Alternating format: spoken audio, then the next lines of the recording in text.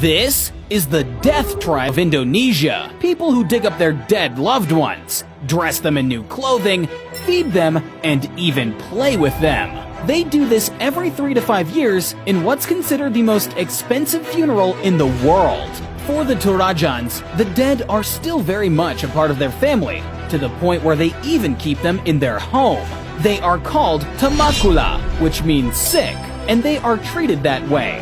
When the person dies, they place them in their house until they decide when they should be buried, and a funeral must be done for them. Twice a day, the family brings them their favorite things like food, water, and cigarettes. They also speak to them. They ask them questions, and the tamakula respond in their dreams. Some family members will stay this way until the family has saved up enough money for their lavish funeral. This sometimes means living for a decade with a dead body in your house before it's finally ready to be placed in a cave.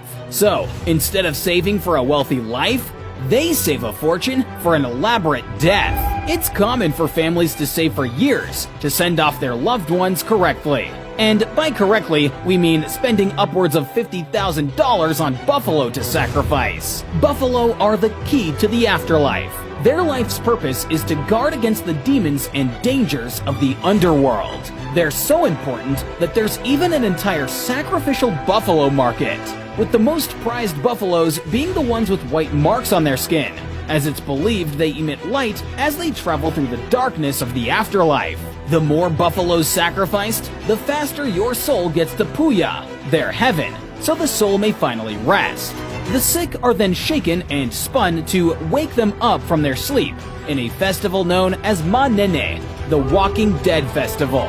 Giant family reunions where the living and dead come together again to pay respect to ancestors. Despite the bodies having been deceased for years, they become overwhelmed with emotion as they know it's time to say goodbye. Afterwards, the bodies are placed in a cliff grave with their ancestors, believing that caves protect the dead and tree graves give deceased babies a second chance at life.